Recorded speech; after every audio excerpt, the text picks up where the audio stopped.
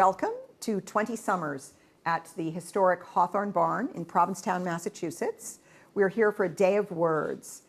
We want to thank, first of all, the community of Provincetown, which has welcomed us and supported our efforts to keep this beautiful century-old barn open to the public for 1 month every spring for readings, conversations, concerts, theatrical events, so that the public can come and get cultural here up on the hill. I'd also like to thank Comcast for broadcasting our events today to make them available to the public in their living rooms at home. And I urge everybody out there to come on to Provincetown and enjoy the events at 20 Summers. Our season runs annually from May 15th through June 15th. I'd also like to introduce myself. I am Julia Glass, and as well as being a novelist, I am happy and honored to be a co-founder, along with Joshua Prager and Ricky O'Patterney, of 20 Summers. We are welcoming today 3 poets who are going to read from their work and take questions from the audience if we have any. And I'd like to introduce them in the order in which they will read. Our first poet is Daniel Johnson. Daniel Johnson's book, How to Catch a Falling Knife, won the Kinnereth Gensler, is that correct, Daniel? Yes. The Kinnereth Gensler Award in 2010. The collection explores Johnson's Rust Belt roots and states, to catch a falling knife, you have to double doubt the knife. In connection with the book's release, Johnson has performed an illuminated version of the text involving poetry, original music, and the found home movies of William Bradley, a World War II-era Fuller Brush salesman from Davenport, Iowa. Johnson's poetry has appeared in a variety of journals and anthologies, including Best American Poetry 2007, the Iowa Review, the Boston Review, American Letters and Commentary, and I Have My Own Song for It, Modern Poems of Ohio. He is a founding executive director of 826 Boston, a youth writing center that is part of the national network founded by writer Dave Eggers. Johnson lives with his wife and children in Boston's Roslindale neighborhood. The second poet who will be reading is Scott Challoner, who holds an MFA in poetry from Warren Wilson College's MFA program for writers. His work has appeared in collaboration with the Institute of Contemporary Art, Boston's Words from the Walk program, as well as in Gulf Coast, Narrative Magazine, The Rumpus, I love that title, Mississippi Review, and elsewhere. He teaches poetry workshops at Grub Street and expository and creative writing courses at Boston University's Metropolitan College and Northeastern University's College for Professional Studies. He is currently a PhD candidate in English at Rutgers University. He lives in the Fort Point Channel area of South Boston with his partner, Amy Beckhusen, and their 2 children, Annalise and Gabriel. And our third poet, the lovely Leslie Shipman, whose work has appeared in a number of journals, including Bomb, the Kenyon Review, Mid-American Review, Bellingham Review, Cortland Review, and the Laurel Review, and was anthologized in Best New Poets 2005. She has been nominated for a Pushcart Prize and was the Alan Collins Tuition Scholar in Poetry at the Breadloaf Writers Conference. She serves on the board of directors of Core Press and is the director of programs for the National Book Foundation. Thank you.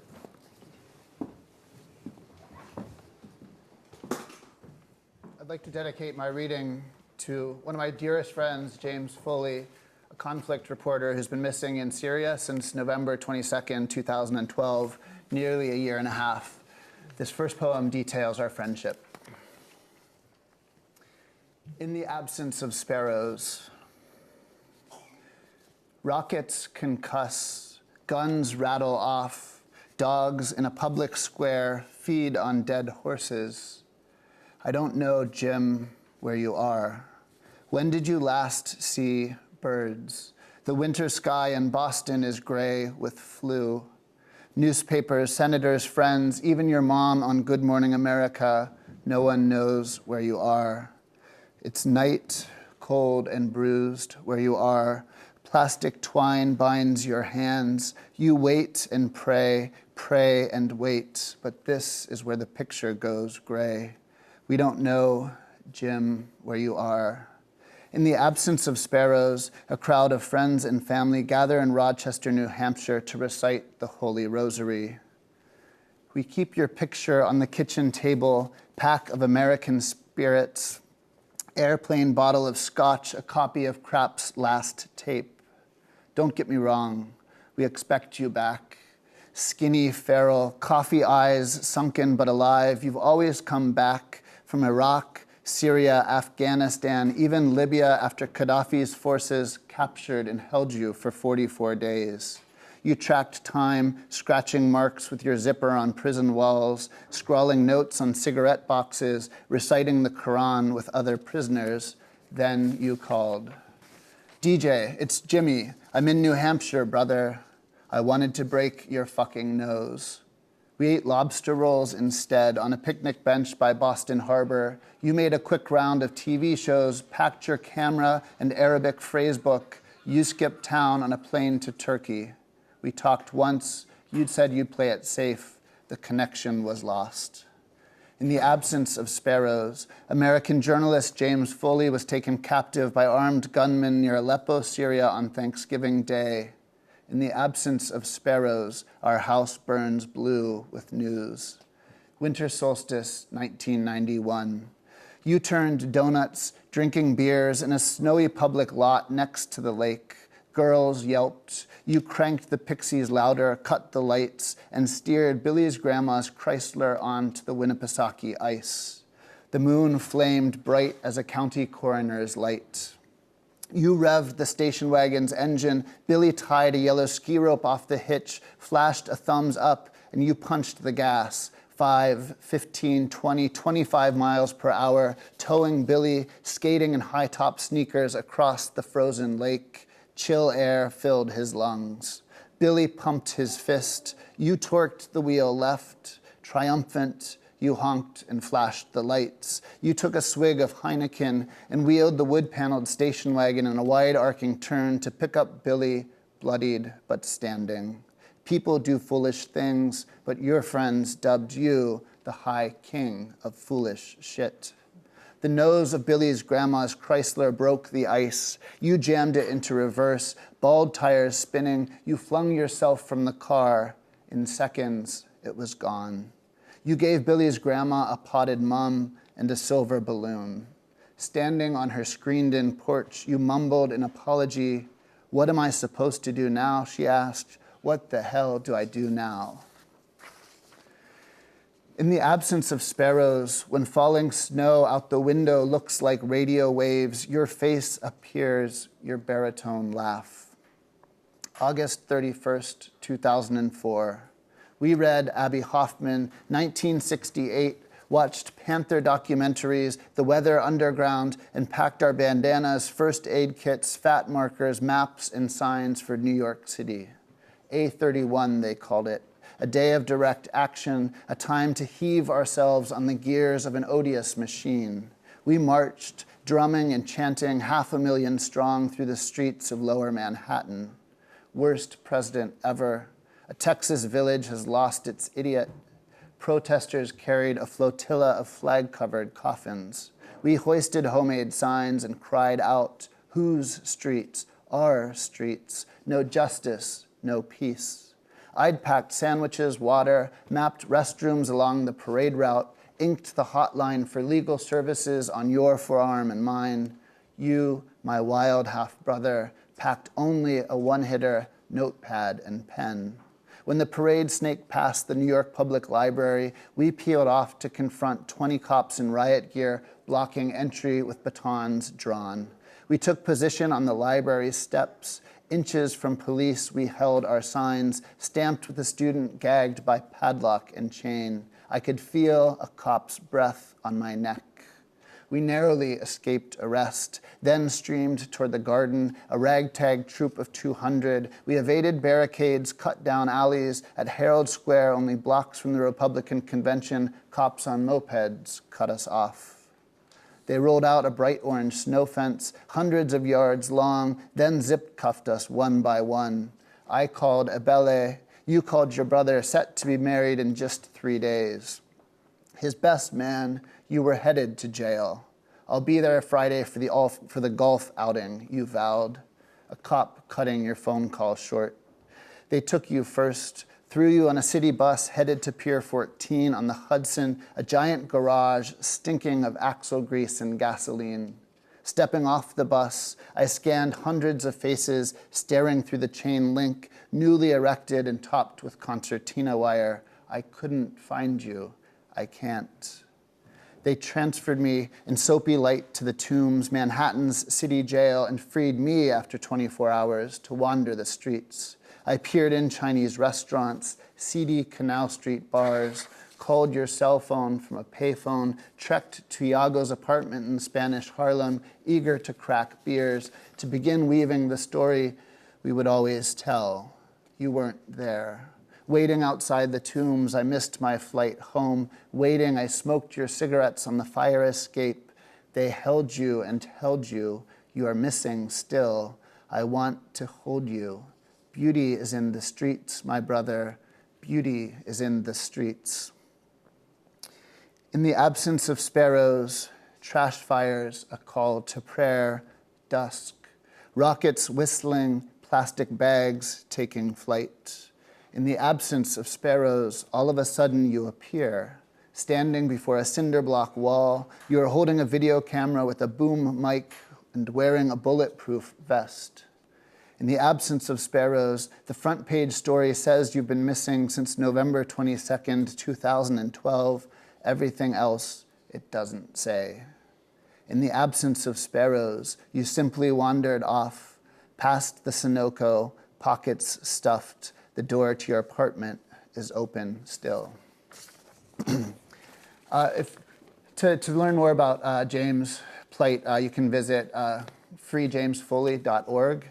And I know that Jim would love 20 Summers as much as anyone and hope that he one day actually gets to attend. For the past few years since publishing my collection, How to Catch a Falling Knife, I've become a parent twice over, and shortly before that relocated from the Chicago area to Boston, and I think it's changed the landscape in my poems. Wayfarer, 1. The night we slept with our windows open, we woke to yellow leaves littering the bedroom floor, filling our wine cups, puddling brightly in our shoes. Our room shone the color of an autumn swamp, a slash of red where a boat moved off. 2. We waited for you. You crossed an expanse. We charted your course. You came by boat on a Tuesday. Rather, you came by knife and traveled light. We waited for you, and you waited for us. We called you Chance. We call you Olana. You came on a Tuesday, bright knife.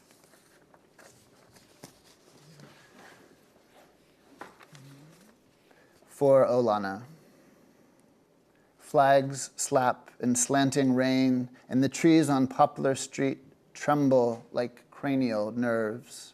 To keep the heat, I seal off our bedroom windows with plastic sheeting. Even then, we bicker over 1 or 2 degrees. A cry strikes flint in the half-light. You clutch our newborn, curse the draft. We have known and been cold before, I think. Better yet, I will teach our winter daughter, I will teach our daughter winter to swig scotch from a flask, to pull a thrashing trout through the ice.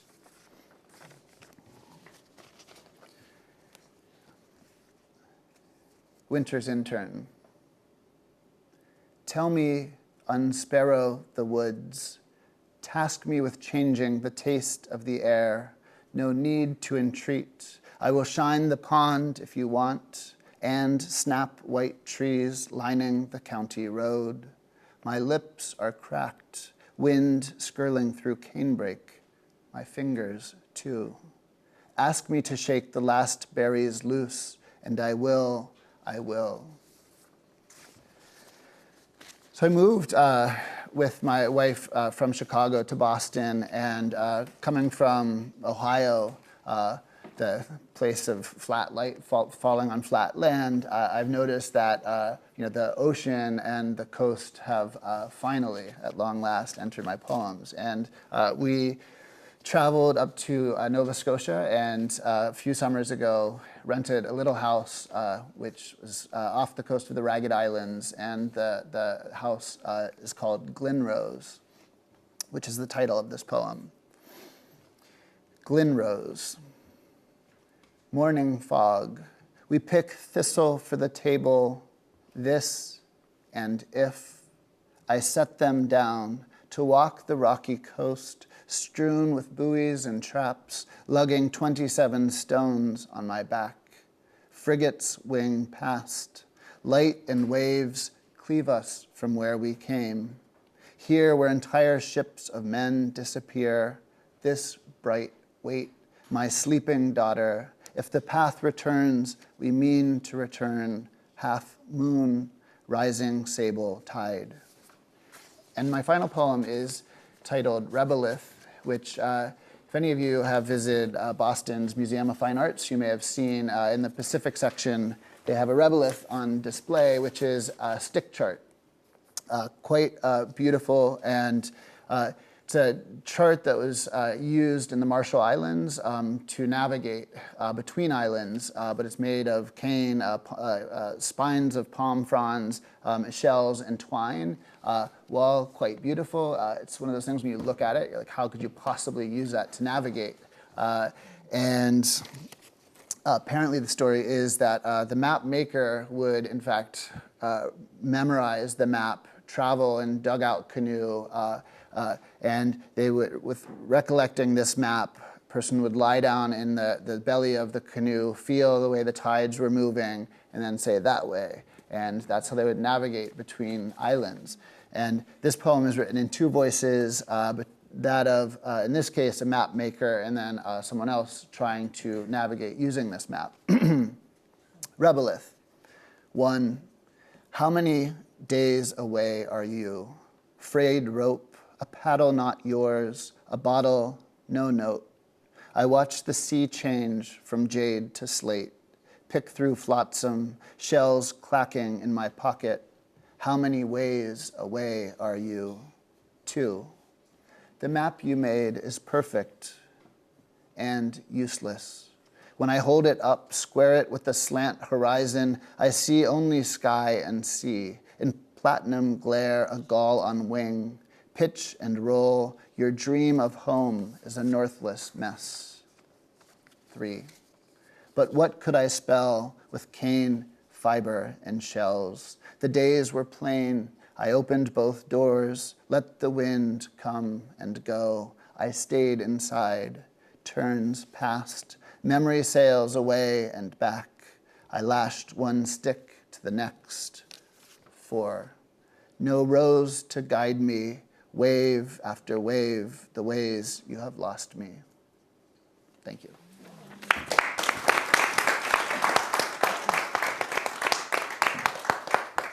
Wow, that was terrific. Thank you, Julie and Josh. Thank you guys so much for having us here. It's great to be up here with Leslie and Daniel. My father died last September, so I thought this is like one of the first poems that I published, and I haven't really revisited it at all, but I thought I would read it. The first poems I wrote about him, and he was, the one thing that maybe is pertinent here is that he was, for his entire career, he was a coroner. And I grew up in Ohio as well. He's a coroner for Cuyahoga County, and so there's this forensic pathology in the poem. And the poem's called Digitalis. Flower that my father loves even in name. Purple foxglove, flower of death. Loves the flower for its beauty. Loves the leaf because its blood can kill or save in the same heart flutter, the same arrest. The bloom instilled that overcomes, sprung from dust. the heart that gives and cannot give enough. He breathes in death from the ragged fringe. His broken body straightens. He holds a moment the breath within. Even as it was held, it was taken away. Glacial deposit. Each summer on the lake, he would strap his blue goggles on and swim out to find it. And each summer, it was there, waiting for him. At the campground, his mother and father drank and denied and made dinner. Their denials were wrapped in foil with the potatoes and adumbrated the steaks on the grill. There was no end to the rock, and no other rock like it. Under the lake, it alone remained and could be trusted. This next poem I wrote in Wellfleet, and I was looking out the window, and I've long been attracted to those trees that in the dead of winter still hold on to their leaves, even though the leaves are all dead. And so I Googled around a little bit to find out what that was. All about the phenomenon is called macrescence, and that's the title of this poem. Macrescence. What is change? What is youth? I love the juvenile winter trees that hold in the blistering wind their dead leaves to them.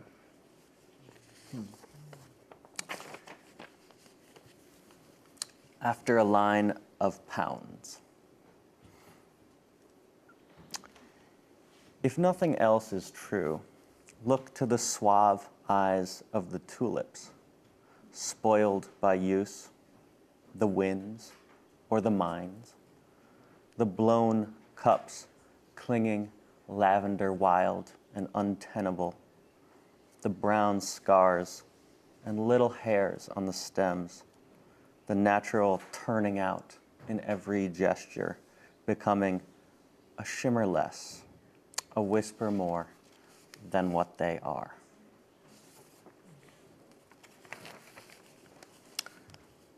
You. Therefore the tulips, therefore the one plum saved in the bowl, therefore the bowl.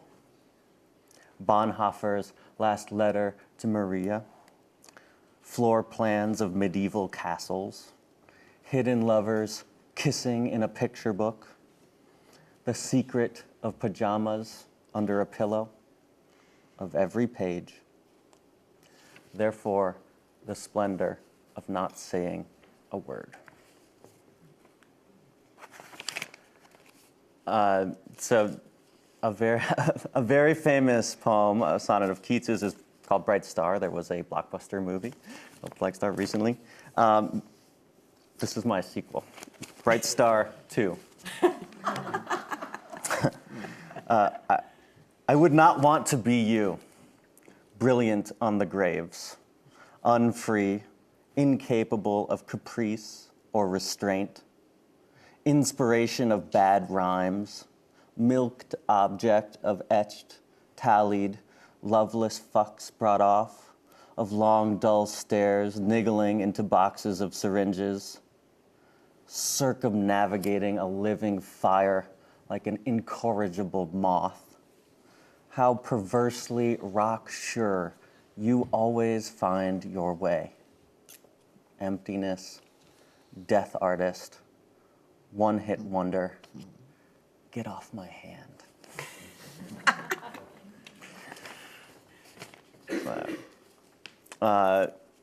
This poem's called Pierre Curie's Happiness. Not an accident, not a tube of salt inside Becquerel's jacket pocket, not the correlative, the inflamed skin, the vial-sized, vaguely radial growth,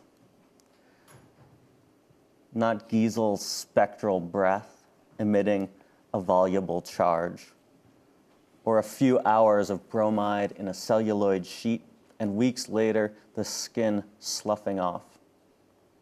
Not indications, journal entries, anecdotes, nothing less than the veridical, the measurable, testable evidence, a rod of radium wrapped in gutta percha, the color of raw yolk, then strapped at the synovial joint to the inner wrist like a thought which does violence to itself. And 14 hours later, proof undeniable, the lesion, 6 centimeters squared, the precise notation of absolute joy. To be tattooed, pressed on, touched, to have reality detonate on you like a wave, that definite, that active, like the clear end of something you hadn't quite known had begun.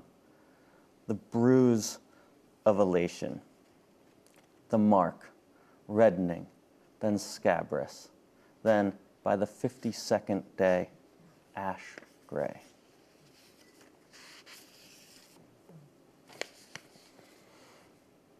This poem has an epigraph from Theodore Adorno, who said, for every, I think this is from Minima Moralia, it says, for every person there is an original in a fairy tale. One need only look long enough. So I was trying to think about what is my original in a fairy tale, playing with that idea. So this is called Fairy Tale with Dead Stork. Among the tall black reeds, a stork mistakes a plastic bag for a ghost fish. The bag obstructs her intestine. Naturally feeling full, she starves. First, decomposition, stork bones and the plastic bag. Then, erosion, nothing, and the bag. After 1,000,000 years, no bag. Then, what is left outside a real door, of real dimension, in a world in which what we choose is not what we are? A real stork behind a fence, a hospital in a city, a basket full of bright shapes, crying.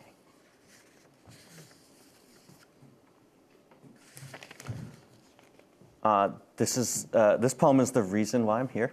This is a poem that Julie's son found when they were visiting the Institute of Contemporary Art, and he made you read it, right? and after she read the poem, this is the surprising thing, she actually got in touch with me and invited me to be a part of this. So this is a poem that's engraved in glass temporarily.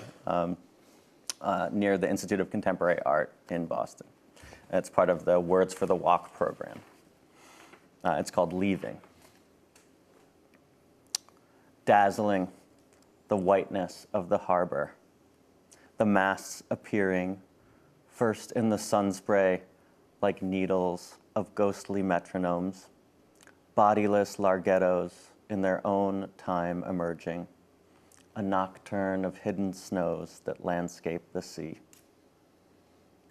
And if you sit long enough on a rock, late into the afternoon, growing cold under the awning of a dream, staring, hearing them, your mind may begin to glide, and you find you are standing, beginning the walk home, moving among open sounds.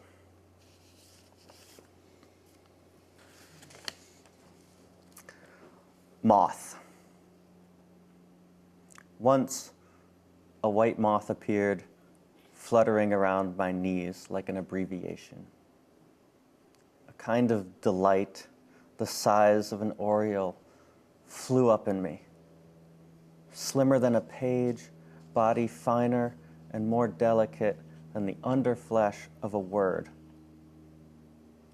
When he arrived, full of the summer's night air, and the careless, brutish innocence of life, the boy trampled without notice the beating wings.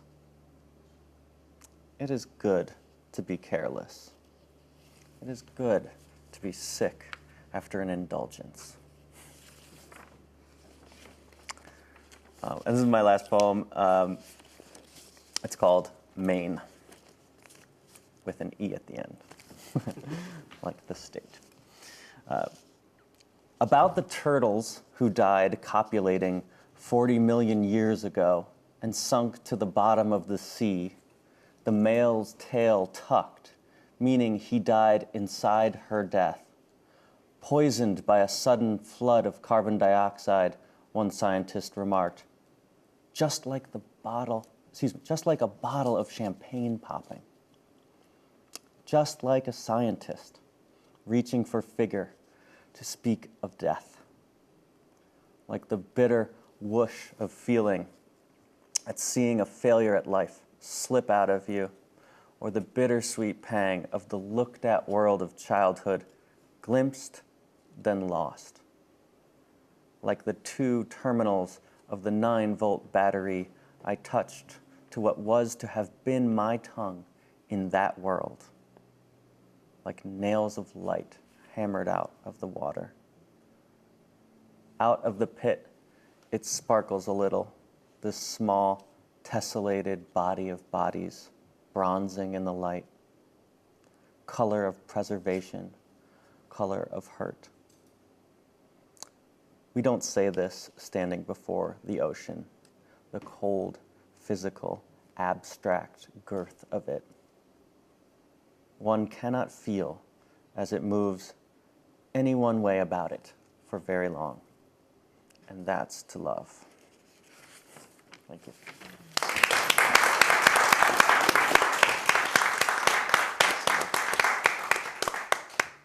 Thank you, Scott. Thank you, Daniel. Thank you so much, Julie and Josh. Thank you all of you for being here. This is amazing. This space is beautiful, and you guys have done a beautiful thing. So thank you, and thanks for having me. I am going to start with a poem that's just a little bit sexy. It's called Another Disappointing Perigee Moon. And I don't know if you guys remember a couple years ago, there was all this talk about the perigee moon, the supermoon, and it's the moon when it's closest to the Earth, and it looks huge, and it's beautiful and dramatic. So here's what I made out of that. This is called Another Disappointing Perigee Moon. Hello, supermoon, my full-fledged saturant. Blaze bright in the black sky. Tonight, a mess is born. The marriage of chaos and affection. To know too much, to desire too much, the first time like a relic. The oval orbit spins itself dizzy, circles close, pulls away, deranges the distances. This is how I want you to be. A body astonished, strung tight across the black mat of evening. A little bit drunk, gaze shy and stroked. What to say when surrender comes? What becomes of our promise to behave like lovers? Science doesn't lie. It's the end of a beautiful summer. I realized as I was going through my poems for today that there's a lot of water, a lot of beach. So this one is called Marine Life. Remember that time we stood in the surf and mourned its havoc before it was gone, and kept walking crazily into the waves because we couldn't get that feeling back. Here's where you stood with your last lover, and here's where I stand with you, bone deep in fish hooks and salt. Remember the gull tearing into the chop, coming up empty-beaked, and out on the sandbar, an elderly man with the legs of a crane waving triumphantly. He might have shouted, "I made it," into the wind, but it's deafening out there, so far from shore. One wave breaks, the next pulls away, a serenade of flotsam and noise. Then he was swimming, a blur on the water. We couldn't tell what sort of bird he might be. And speaking of birds, this is called Plea to Birds. Were I to live among you, I might be restored. My mouth, a holy red bud, my eyes, black stars of salvation. If I were one of you, or if I were not this, dull load, hollow engine lifting toward whatever's next, flutter, hover, wing beat, trill, what does it matter? Just fill me up faster with racket.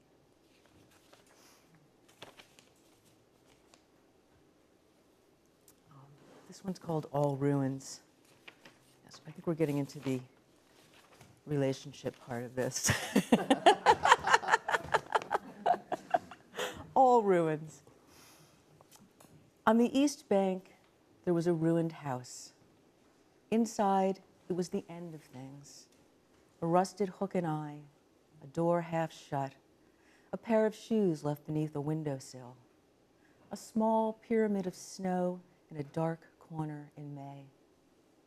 How long until we have a different idea? We climbed to the roof with our bottle of wine. Everyone has a story. If you listen closely, you'll hear them all at once. This river, this ocean, this drift. Islands pulling apart, coming to rest, all at once. Trees or cliffs on either side. Beaches, fish, flat rocks, and stones. In those days, I lived outside the city. The houses were stuffed with children. When I took a breath, I took it with stealth.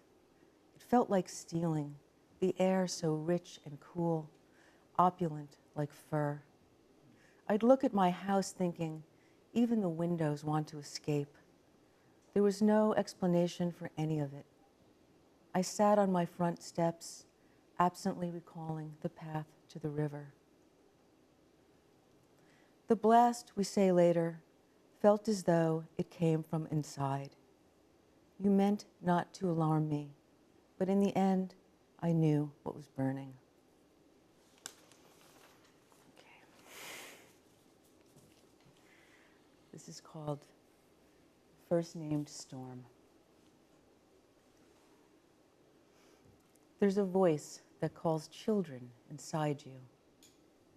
There's a scientific name for thunderhead, for wires sparked in a thickening sky. Worry about the baby sleeping beneath the rain-streaked window.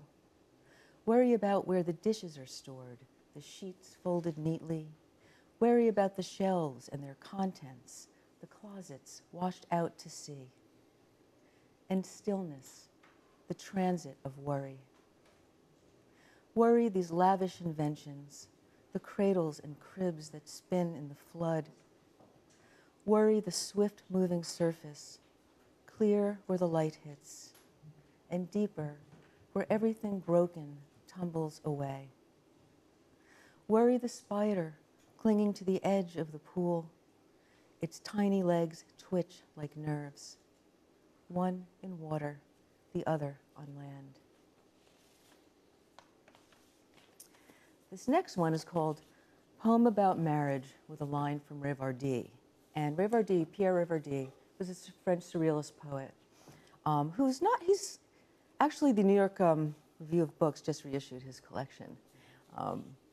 But most American readers of poetry would know Pierre Rivardie from Frank O'Hara, who has a wonderful poem called A Step Away From Them, and it ends with the line, "My heart is in my pocket." It is poems by Pierre Rivardie. It's a great poem. So this is called Poem About Marriage with a line from Rivardie. Where I prefer sharpness, you bring a bucket. Where you place an empty bowl on the kitchen table, I assess the challenge of argument. Sex and water share molecules with linoleum and sandpaper, the slick and the coarse in the union of likeness. For instruction, I rely on the optics of flesh, easy to discern what's truly dying. Use your hands to gather real things. Is this a lesson the soul withholds, and why? It is greed, nothing less, nothing noble, that scrapes my heart. I prefer the sharpest corner of the room to be alone in. And that last line, that was the Revardy line. See where I am in this. This next one is called Letter Home. I still haven't learned how to throw a party. Never again will I dispense advice to a man with no feeling for animals. When you get this letter, I might be remarried. We met in a car crash and nobody died. Remember the dog who disappeared? Remember the other dog who disappeared? There was a girl in high school who fell off a cliff after hanging around getting high all afternoon. In the first few seconds of her fall, before she knew what was happening, she feared she'd be punished for missing school. They said her heart exploded before she hit the ground. But how could they know that? They only knew their own hearts were safely tucked behind their ribs and would stay that way all the way home. Why am I telling you this after so many years? The dogs never came back. They took their shot in the big, wide world.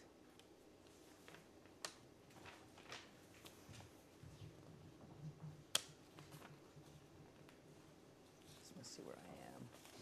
Oh, a few more, okay. This one is called Arctic Explorers, speaking about the big, wide world.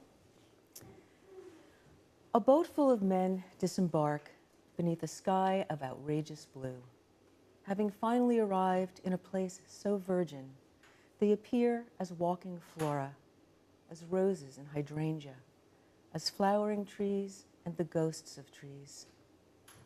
Their journey will take them to the heart of absence, a place they've been sailing toward all their lives. The great ships of their bodies tossed up to the sun, then dropped again in the burning snow.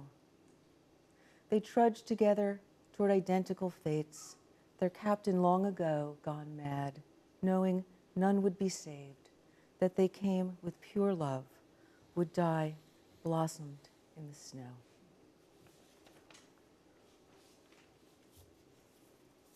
This next one is called The Invisible Hand of the Market.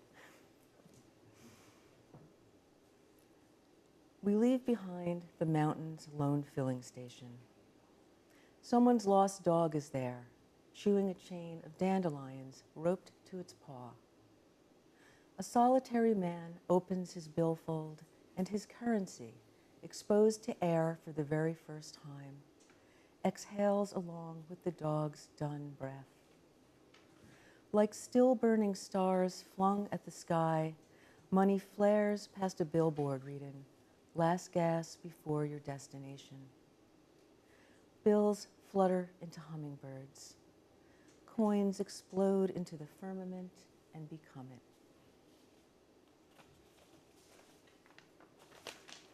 I'm not a good capitalist. This is my last one. Nope, penultimate. This is the penultimate poem. Girl on a Hill. A girl in a foreign city walks on a hill. Is it important to describe the hill? A plane appears and casts a shadow on her path, then drops the bomb that kills her. Moments before, she picked up a stone, tossed it up and caught it, felt its weight, which was almost nothing, a pebble really, a small red stone. Then she let it drop and walked on. Now that I've told you this story, is this the right list of important things? The girl and her stone, the plane and its bomb, the stone hitting the dirt, the girl's steps in the dirt, the bomb hitting the dirt, the girl, the red stone, the shadow on her path, the city that holds them, the countryside rolling away from the edge of town until it reaches the shore of a shimmering sea. You know the one. You've dreamt it. Why would you deny it now? And the last one is called The Book of Troubling Thoughts. On the eve of my death, on the windowsill by my bed, a small puddle of rain. Beside it, a plain black notebook. On the inside cover, in cursive, the devil has written my name. A line of ants cross the field of white pages, an undulating foreign alphabet, letter marching behind letter. As one, they disappear through a crack in the sill. Their communique is clear. There will be no further instructions. Thank you.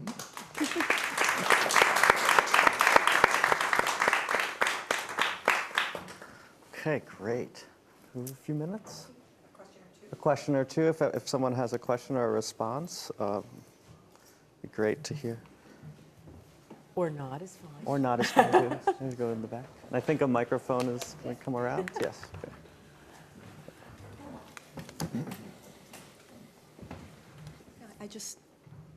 I noticed a couple of your motifs, the lost dogs and the girls on the hill or the cliff, and then something terrible suddenly happens to them. So I wondered if you could discuss either or both of those. Well, the dogs, when I was a kid, we had 2 dogs and 3 cats. And one day I came home from school and the dogs were gone. My mother had finally had it. She couldn't handle all the animals, but you know, I loved the dogs, and I was really, really upset by that. So your mom had disposed of the dogs? Yeah, she had. Yeah, I mean, she had, sent them to the farm, and I was I was pretty young, and it was pretty upsetting. And so those dogs have just always. I mean, and I have a dog now, and they're just really important to me, and I like to use them in my poems whenever I can. And all those anxieties sort of show up in the poetry, you know, whether you want it to or not. Things happen. Exactly. Thank you.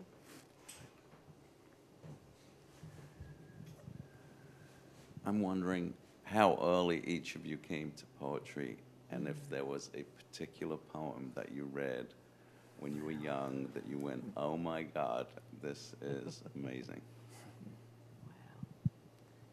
Why don't you start, Daniel? So I think to writing before poetry, but I remember publishing a piece of writing in the small town newspaper when I was in middle school, which I think a certain thrill and rush came with that. And to plug the tribute later, we'll be doing the Stanley Kunitz tribute today at 4.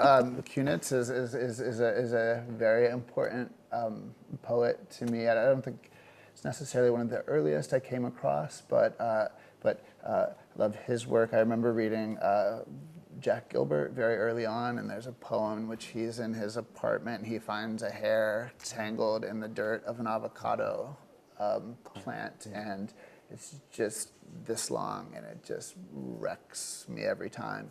So I think keep coming back to poems for that thrill and emotion.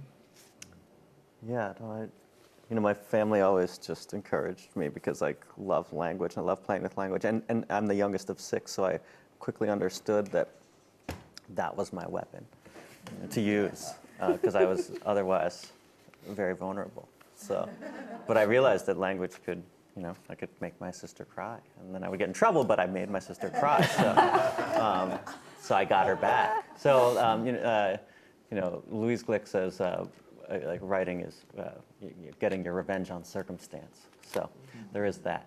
But I do also remember reading very early, and I had an amazing high school teacher, and who loved poetry, and we read just the canon of poets. But he also taught a contemporary drama course, and that was the first time I had realized that language the range of things one could do in words. So I think those were both all of those things sort of moved me, to write. Yeah. I was a voracious reader from a very young age, and I remember, like in first grade, trying to write a picture book, but tracing somebody else's pictures because I couldn't draw. And I loved music, and I was really, I played guitar, I played the clarinet, but I was a failed musician, really, and I still sort of see myself that way. But I came to poetry in high school when we're having all those feelings, and I was having them all. And I remember, and I had written a poem to my first boyfriend, this passionate love poem, which was published when I was 16, and I was like, whoa, maybe I can do this. And simultaneously, I was getting really into the beats, and very much was reading Jack Kerouac and Ginsberg, and then later in college, I remember taking a class on the Romantics, and we did Keats, Shelley, and Yeats, and being able to study those three poets was life-changing, and I was writing all along, but that was when I was like, this is what I want to do. This is what I want to devote my creative energy to. So yeah, and it's been ever since. Thank you. Okay. All right. Thank you so much, everyone. This was great. Thank you.